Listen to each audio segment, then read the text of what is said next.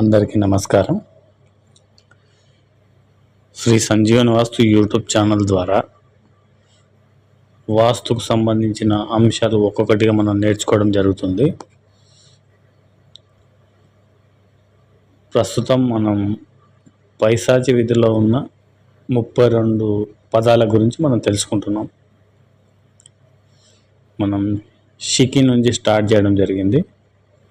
ప్రస్తుత ఎపిసోడ్లో మనం పితృగణ అంటే ఈశాన్య మూలలో ఉన్న షికి నుండి ప్రస్తుతం మనం పూర్తి నైరుతి మూలలో ఉన్న పితృగణ పదం వరకు వచ్చేసినాం అన్నమాట.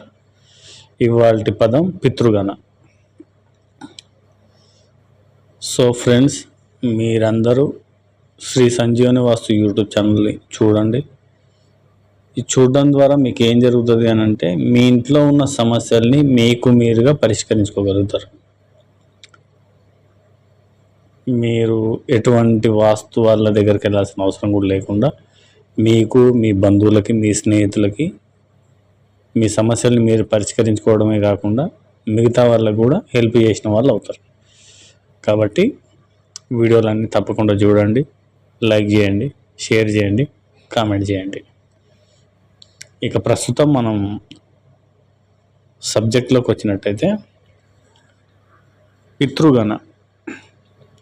ఈ పితృగణ అని అంటే ఏంటిది అంటే పితృదేవతలు అని అర్థం. మరి పితృదేవతలు ఎవరు అని అంటే, మన వంశంలో చనిపోయిన వాళ్ళు ఎవరైతే ఉంటారో వాళ్ళందరూ పితృదేవతల కిందికి వస్తారు, పితృగణ కిందికి వస్తారు, స్వర్గస్థులైన వాళ్ళు. మరి వాస్తులో పితృగణకి సంబంధం ఏంటిది అని అంటే, వాస్తులో ఈ 32 దేవతలలో ప్రప్రథమ స్థానం ఉండేది పితృగణకి. అంటే నంబర్ ప్రకారంగా చూసినప్పుడు షికి ఉన్నప్పటికీ కూడా అన్ని పదాలలో 32 పదాలలో హయ్యెస్ట్ వాల్యూ కలిగిన పదం పితృగణ పదం. మన కుటుంబంలో ఉన్న స్వర్గస్థులైన వారందరికి సంబంధించింది కాబట్టి ఈ పదం అన్నమాట. ఇప్పుడు దీనికి సంబంధించిన వివరణ ఎక్కడుందండి అని అంటే, ఒకసారి గరుడ పురాణం చదివితే గనక ఈ పితృదేవతలకు సంబంధించిన వివరాలన్నీ అందులో ఉంటాయి.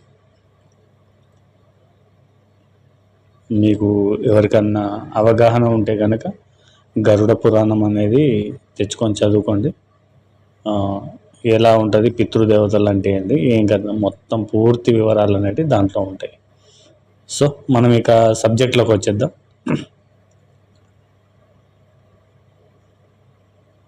వాస్తులో 32 స్థానాల్లో మొదటి స్థానం పితృగణజం. అంటే మన ఇంటిలో పూర్వ పెద్దల స్థానం, నైరుతి స్థానం. వీళ్ళందరూ దేవతల కిందికి వస్తారు, పితృదేవతల కిందికి వస్తారు, చనిపోయిన వాళ్ళందరూ. వీరిని మనం గురువులుగా కూడా భావించవచ్చు. వీరి నుండి మనకు ప్రేమ, బంధం, అనురాగం, సంస్కారం, సంస్కృతి, వినయం, విధేయత, పరంపర అండ్ రెస్పాన్సిబిలిటీ ఇవన్నీ మనకు నైరుతి పితృగణ నుండి వస్తాయండి. ఈ పితృగణ జోన్ నుండే కలుగుతాయి మనకు.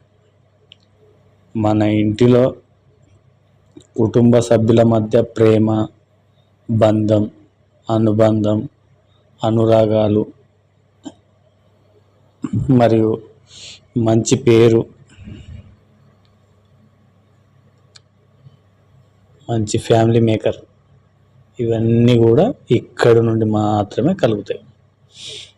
ఇక విశ్వకర్మ ప్రకాశిక ప్రకారం ఈ స్థానం, ఈ పదం గర్భానికి చాలా పవర్ఫుల్. ఎందుకంటే ఇది పితృదేవత కాబట్టి.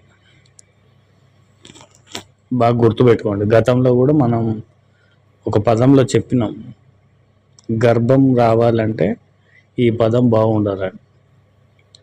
సో ఇది కూడా చాలా ఇంపార్టెంట్ ప్రెగ్నెన్సీ రావాలంటే. మరి ముఖ్యంగా మన పనులు, నైపుణ్యం, టాలెంట్ అన్నీ కూడా ఇక్కడి నుండే కలుగుతాయి. కొంతమంది బండెడు చాకరీ చేసినా కూడా కుటుంబం గడవదు. మరికొందరు చిన్న చిన్న పనులు చేసినా కూడా హ్యాపీగా గడిపేస్తారు. ఫర్ ఎగ్జాంపుల్ రోడ్ల పైన ఐస్ క్రీమ్లు అమ్మేవాళ్ళు కానీ, జాంకాయలు అమ్మేవాళ్ళు కానీ, ఇట్లా కొంతమంది ఉంటారు. కుటుంబం గడవదు. అలాంటి పరిస్థితిలో ఉన్నప్పుడు వీరికి మంచి డైరెక్షన్ అండ్ గైడ్ లైన్స్ ఇక్కడ నుండే దొరుకుతాయి. ఎవరికి? కుటుంబం గడవకపోయిన వారికి కూడా ఇక్కడ నుండే డైరెక్షన్ ఉంటుంది. మంచిగా గడిపే వారికి కూడా ఇక్కడ నుండే డైరెక్షన్ ఉంటుంది. మరి ఎందుకంటే ఒకరు ఇట్లా ఒకరు అట్లా అంటే, దోషాలు ఉంటేనేమో నెగిటివ్గా ఉంటుంది, పాజిటివ్గా ఉంటే పాజిటివ్గా ఉంటుంది. పితృగణ అంటేనే మన పూర్వీకులు. మన జీవితం మంచిగా ఉండాలన్నా, స్మార్ట్గా ఉండాలన్నా, స్కిల్స్ పెరగాలి అన్నా, తక్కువ సమయంలో ఎక్కువ సంపాదన రావాలన్నా, అవసరానికి తగ్గట్లు ఉండాలి అన్న ఇదే కారణం. అర్థమైందా? మరి ఇవన్నీ రాకుండా అడ్డుకునేటి ఏముంటాయండి అని అంటే, నైరుతిలో పితృగణ స్థానంలో కనుక టాయిలెట్స్ ఉన్నా, లేదా స్టోర్ ఉన్నా, పిచ్చి పిచ్చి వస్తువులు ఉన్నా, చిరిగిన వస్తువులు, విరిగిన వస్తువులు, పగిలిన వస్తువులు, మాసిన వస్తువులు ఇక్కడ పెట్టిర్రు అంటే ఇంతకుముందు పైన చెప్పిన అన్నిటికీ ఉల్టా ఉంటుంది ఇక్కడ.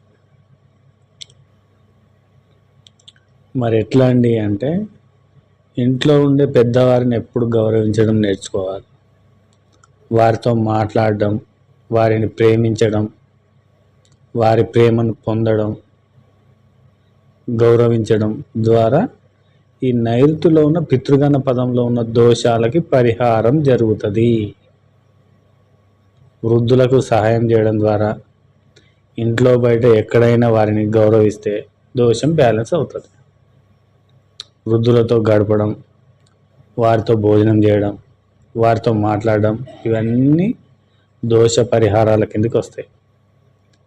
ఈ పితృగణ జోన్లో దోషం ఉంటే ఏం జరుగుతుంది అంటే, చాలామందికి స్కిల్స్ ఉంటాయి, తెలివితేటలు ఉంటాయి, కానీ వాళ్ళు సరైన విధంగా సక్సెస్ అందుకోలేకపోతారు. సక్సెస్ దొరకదు. డబ్బు సమస్యలు కలుగుతాయి. వాళ్ళకి నమ్మక ద్రోహం ఎక్కువ కలుగుతుంది. మీ కుటుంబంలో ఎవరికైనా సరే స్కిల్స్ ఉన్నాయి, సక్సెస్ లేదు, ఫైనాన్షియల్గా ప్రాబ్లమ్స్ ఉన్నాయి, అండ్ చీటింగ్ అవుతూ ఉంది, ఎక్కువ మోసపోతున్నాం, అండ్ పేరు నాశనం అవుతుంది కుటుంబంలో అని అంటే కనుక ఒక్కసారి ఈ పదాన్ని చెక్ చేసుకోండి. ఎవరికైనా ఈ పదంలో దోషం ఉంటే అవును ఇది నిజమని కామెంట్ చేయండి. తల్లిదండ్రులకు సేవ చేయడం, వృద్ధులతోని పెద్దలతోని మంచిగా మాట్లాడడం, ప్రేమించడం, ఇవన్నీ దోష నివారణలే అని ఇంతకుముందు చెప్పుకున్నాం.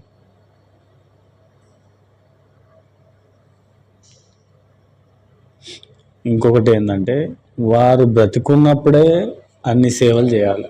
కొంతమంది ఏమంటారు అంటే, మా వృద్ధులు చనిపోయారండి, లేదా ఇప్పుడు మేము చేయలేకపోయినా వాళ్ళు చనిపోయిన తర్వాత మంచి మంచి భోజనాలు పెట్టి విందు భోజనాలు పెడతాం, సంవత్సరికాలు చేస్తాం, ప్రతి సంవత్సరం కర్మకాండ చేసి ఏమంటారు పిండాలు పెడతాం, అప్పుడు కవర్ అయితే చూసుకుందామంటారు.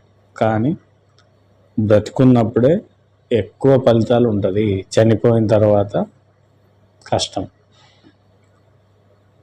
కాబట్టి ఈ వీడియోని చూడండి, అవసరం ఉన్న వాళ్ళు నోట్స్ కూడా రాసుకోండి. ఇది నిజమని నమ్మిన వాళ్ళు తప్పనిసరిగా కామెంట్ చేయండి. ఎందుకంటే మీరు కామెంట్ చేయడం, లైక్ చేయడం, మిగతా వాళ్ళకి షేర్ చేయడం ద్వారా ఏమవుతుందంటే నాకు ఇంకా ఉత్సాహం అనేది పెరుగుతుంది. మీకు ఇంకా మంచి మంచి సబ్జెక్ట్ ఇవ్వడానికి ఇది చాలా హెల్ప్ చేసినట్టు అవుతుంది. కాబట్టి నా ఛానల్ని ఆదరించండి, ప్రతి వీడియోని చూడండి, నేర్చుకోండి. ధన్యవాదాలు.